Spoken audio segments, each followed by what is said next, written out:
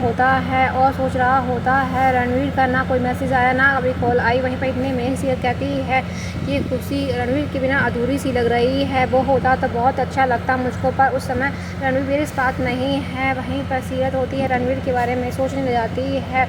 वहीं पर इतने में कार्तिक कहता है कोई बात नहीं, तुम उसे महसूस करोगी तो वो यहीं है। इतने में ही वो जल्दी से अपने फ़ोन को चेक करता है और सोचने लग जाता है रणवीर का मैसेज आया है कि नहीं। वहीं पर उसको मैसेज आता है और इतने में कार्तिक भी उसे मैसेज भेज देता है। भाई इतने में वो समझ में नहीं आ रहा होता है। वहीं पर कार्तिक सोचने लग जाता है मिलके ही बात करता हूँ मैं रणवीर से। वहीं पर वो सोचने लग जाता है रणवीर आखिरकार आया क्यों नहीं अब तक। वहीं पर रणवीर को दिखाया जाता है रणवीर होता है काफ़ी परेशान होता है। डॉक्टर की बातें उसकी माइंड में घूम रही होती हैं। वहीं पर सीरत से दूर जाने का दुख उसे सता रहा होता है और सोचने लगता है मेरे जाने के बाद मेरी सीरत का ख्याल कौन रखेगा। वहीं पर मिस्टर चौहान हैं मेरे पापा तो मेरी सीरत को मार ही डालेंगे मेरे जाने के बाद। वहीं पर कोई ऐसा इंसान होना चाहिए। वहीं पर इतने में डॉक्टर को दिखाया जाता है रणवीर सोचने लग जाता है। वहीं पर रणवीर पूछता है मेरे पास कितना समय है। वहीं पर डॉक्टर बताते हैं ज़्यादा समय नहीं है आपको, मैंने इसलिए बता दिया, आप जो करना चाहो कर सको। वहीं पर रणवीर सोचने लग जाता है मेरे पास ज़्यादा समय नहीं है और मुझे सीरत को छोड़ के जाना है। उसकी आंखें भर आती हैं। वहीं पर रणवीर सोचता है रोने का समय नहीं है, वहीं पर सीरत के लिए कुछ करने का समय है।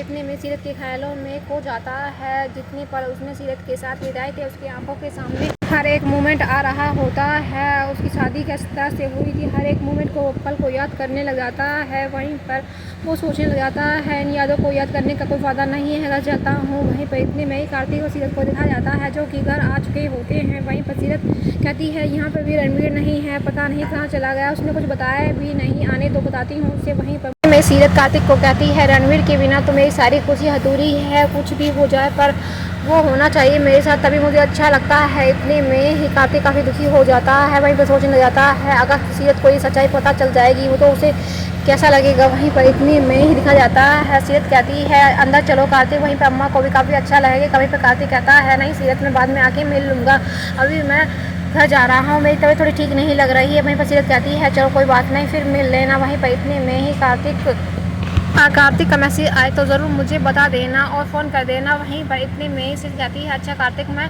जा रही हूँ, अपना ख्याल रखना। वहीं पर सीरत होती है कार्तिक के पास से अपने घर के लिए चली जाती है। वहीं पर कार्तिक काफ़ी परेशान हो रहा होता है और सोच रहा होता है चलो मैं रणवीर को कॉल कर लेता हूँ, आखिरकार डॉक्टर ने क्या बताया कुछ पता ही नहीं चल पा रहा है। इतने में ही कार्तिक कॉल करने लग जाता है पर पीछे से आवाज़ आने लगती है बैल की। वहीं पर इतने में कार्तिक मुड़ के देखता है तो रणवीर पीछे ही खड़ा हुआ होता है। वहीं पर इतने में कार्तिक होता है रणवीर से पूछता है रणवीर तुम कहाँ गए थे और तुमने मुझे बताया नहीं, डॉक्टर ने क्या कहा। वहीं पर इतने में ही रणवीर कहता है डॉक्टर ने कहा है मेरे पास बहुत कम समय है, जो करना है कर लो तुम। वहीं पर इतने में ही रणवीर कहता है मुझे अपनी सीरत को छोड़ के जाना पड़ेगा, ये भगवान मुझे सजा दे रहा है। जब तुम दोनों एक होने वाले थे तो मैं तुम दोनों के बीच में आ गया, अब हमेशा के लिए सीरत को मुझे छोड़ के जाना पड़ेगा और मेरी सीरत की जिम्मेदारी तुम्हारी है। इतने में कार्तिक कहता है हम दोनों मिलकर सीरत को संभालेंगे, उसे कुछ नहीं होने देंगे। वहीं पर इतने में रणवीर कहता है हम दो नहीं बल्कि मैं कहो कार्तिक, वहीं पर मेरे जाने के बाद तुम्हें सीरत का ख्याल रखना है,